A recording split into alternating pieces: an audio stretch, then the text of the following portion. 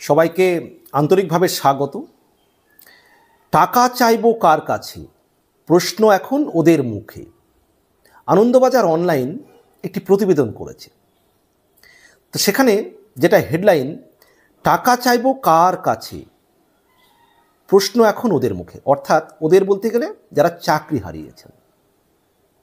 তো যারা চাকরি হারিয়েছেন, অযোগ্য, যারা টাকা দিয়ে চাকরি পেয়েছেন, তারা এখন বলছেন যে টাকা চাইবো কার কাছে, প্রশ্ন এখন ওদের মুখে। ওদের মুখে বলতে যারা চাকরি হারিয়েছেন। কি বলা হচ্ছে, উত্তর 24 পরগনার বাগদায় টাকা নিয়ে চাকরি পাইয়ে দেওয়ার অন্যতম অভিযুক্ত শক্তিগড় গড় গ্রামের সৎ রঞ্জন ওরফে চন্দন মণ্ডল। তার হাত যশে স্কুলে চাকরি পেয়েছিলেন বাগদার অন্তত শতাধিক বাসিন্দা। টাকা তোলার জন্য চন্দনের একাধিক এজেন্ট এলাকায় ছিল। আনন্দবাজার অনলাইন এ বিষয়ে একটি প্রতিবেদন করেছে, সেই প্রতিবেদন থেকে আমি বিশ্লেষণটি করব। তো এরা টাকা নিয়ে চাকরি দেওয়ার অভিযোগ মানছেন না, মানে এখন তার তো কেউ স্বীকার করবে না যে আমি টাকা নিয়ে চাকরি দিয়েছি। ওরাও চাকরি হারিয়ে সে টাকা ফেরত চাইতে পারছে না। যারা চাকরি হারিয়েছে তারা টাকা ফেরত চাইতে পারছে না। আবার যারা টাকা নিয়ে চাকরি দিয়েছেন, মানে এজেন্ট, তারা অনেকে বেপাত্তা, বাড়ি ছেড়ে পালিয়ে গিয়েছেন। আর কিছু মানুষ আছেন হয়তো টাকা নিয়ে চাকরি দিয়েছেন, তারা প্রভাবশালী, তাদের কাছ থেকে ভয়ে আবার চাইতে পারছেন না। এরকম ঘটনাও কিন্তু ঘটছে। রাজ্যের শিক্ষাক্ষেত্রের চাকরি যাদের টাকা দিয়ে মিলেছিল, হয় তারা জেলে, নয় বেপাত্তা, না হয় তেমন অভিযোগ উড়িয়ে দিচ্ছেন।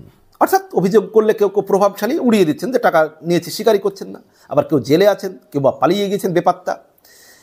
আর যোগ্য চাকরিহারাদের বন্ধনীতে যারা পড়েন না, অর্থাৎ যারা যোগ্য নন, অলরেডি যারা অযোগ্য হিসেবে চিহ্নিত হয়ে গিয়েছেন, অথচ সুপ্রিম কোর্টের রায়ে স্কুলের চাকরি হারিয়েছেন, মানে যোগ্য তালিকায় পড়ছে না, অর্থাৎ অলরেডি অযোগ্য হিসেবে চিহ্নিত হয়ে গিয়েছেন। সুপ্রিম কোর্টের রায়ে যাদের চাকরি চলে গিয়েছে, সেই যারা যোগ্যদের বন্ধনীতে আসছেন না, তাদের একাংশ টাকা নেওয়া লোকটিকে খুঁজে পাচ্ছেন না, বা টাকা নেওয়া লোকটিকে প্রভাবশালী বলে টাকা ফেরত চাইতে পারছেন না। মানে হয় লোকটিকে খুঁজে পাচ্ছেন না, বা এই যে টাকা নেওয়া লোকটি প্রভাবশালী, সেই প্রভাবশালী হওয়ার জন্য তিনি টাকা ফেরত চাইতে আর পারছেন না। এটা বাস্তব যে প্রভাবশালী লোককে তো একটা ভয় পাবেই। উত্তর 24 পরগনার বাগদায় টাকা নিয়ে চাকরি পাইয়ে দেওয়ার অন্যতম অভিযুক্ত শক্তিগড় গ্রামের সৎ রঞ্জন ওরফে চন্দন মণ্ডল। তো তার হাত যশে স্কুলে চাকরি পেয়েছিলেন বাগদার অন্তত শতাধিক বাসিন্দা, মানে 100-রও বেশি জন চাকরি পেয়েছেন এই সৎ রঞ্জন ওরফে চন্দন মণ্ডলের হাত ধরে। টাকা তোলার জন্য চন্দনের একাধিক এজেন্ট ছিল এলাকায়। নিয়োগ দুর্নীতিতে সিবিআইয়ের হাতে ধরা পড়ে চন্দন এখনও হাজতে। তো এই চন্দন এখনও কিন্তু সিবিআইয়ের হাতে ধরা পড়ে এখনও তিনি হাজতে রয়েছেন, জেলে রয়েছেন।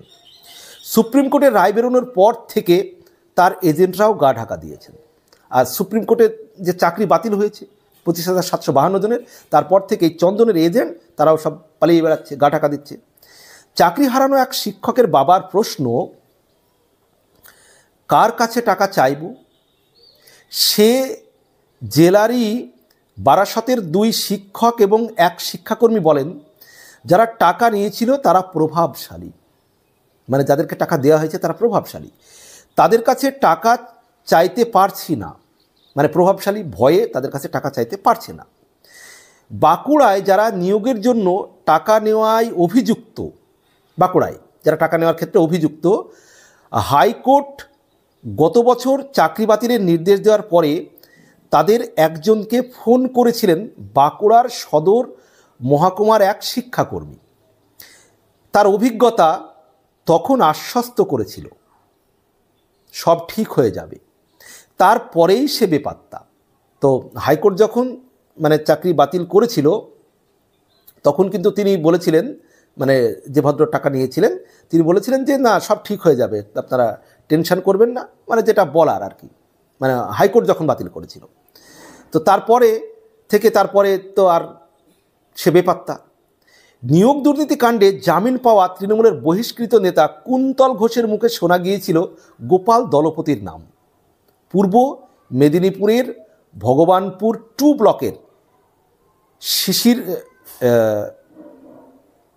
খিসিরবাড়ি গ্রামের গোপাল দীর্ঘদিন বাড়ি ছাড়া। পূর্ব মেদিনীপুরের ভগবানপুর 2 ব্লকের খিসিরবাড়ি গ্রামের গোপাল দীর্ঘদিন বাড়ি ছাড়া। আসলে যারাই টাকা নিয়েছেন তারাই মানে এখন বাড়ি ছাড়া। রাজ্যের প্রাক্তন শিক্ষামন্ত্রী পার্থ চট্টোপাধ্যায়ের ঘনিষ্ঠ অতনু গুছাইতের হয়ে ঝাড়গ্রামে এক তৃণমূল কর্মীর মাধ্যমে শিক্ষক নিয়োগের জন্য টাকা তোলা হয়েছিল বলে খবর। পূর্ব মেদিনীপুরের কোলাঘাটের বাসিন্দা অতনু ওরফে কদমের বিরুদ্ধে চাকরি দেওয়ার নামে প্রতারণার অভিযোগও রয়েছে। পুলিশের লুকআউট নোটিশ জারির পরে সপরিবারে বেপাত্তা। পার্থ চট্টোপাধ্যায় তৃণমূলের নদিয়া জেলা পরিদর্শক থাকাকালীন তার ঘনিষ্ঠ বলে পরিচিত ছিলেন নদিয়া জেলা পরিষদের তৎকালীন পূর্ত কর্মাধ্যক্ষ তথা হরিণঘাটার নেতা চঞ্চল দেবনাথ এবং দলের কল্যাণী শহর সভাপতি অরূপ মুখোপাধ্যায় ওরফে টিঙ্কু। প্রকাশ্যে তাদের নাম করে স্কুলে নিয়োগ দুর্নীতিতে যুক্ত থাকার অভিযোগ করেন বিজেপি নেতা শুভেন্দু অধিকারী। কল্যাণীর বিজেপি বিধায়ক অম্বিকা রায় বুধবার বলেন, এখন ওরা বলুন ওরা নির্দোষ, এখন বলুন। তা আসলে যাই হোক, মানে যারাই টাকা তুলেছেন টাকা নিয়েছেন তারা অনেকেই এখন বেপাত্তা, আবার অনেকেই যারা টাকা নিয়েছেন তারা হয়তো জেল হাজতে রয়েছেন, আবার কেউ কেউ অত্যন্ত প্রভাবশালী। তাই যারা এখন মানে যোগ্যদের তালিকায় পড়ছেন না, অলরেডি মানে অযোগ্য হিসেবে চিহ্নিত হয়ে গিয়েছেন, তারা টাকা দিয়ে চাকরি পেয়েছেন, কিন্তু যাদের কাছে টাকা চাইবেন প্রভাবশালী বলে ভয়ে চাইতে পারছেন না। কেউ বাড়ির বেপাত্তা টাকা যারা নিয়েছেন, আবার কেউ জেলে আছেন। তো এই সব মিলিয়ে যারা টাকা দিয়ে চাকরি পেয়েছিলেন এবং অলরেডি যারা অযোগ্য হিসাবে চিহ্নিত হয়ে গিয়েছেন তারা পড়েছেন মহা ফাপড়ে।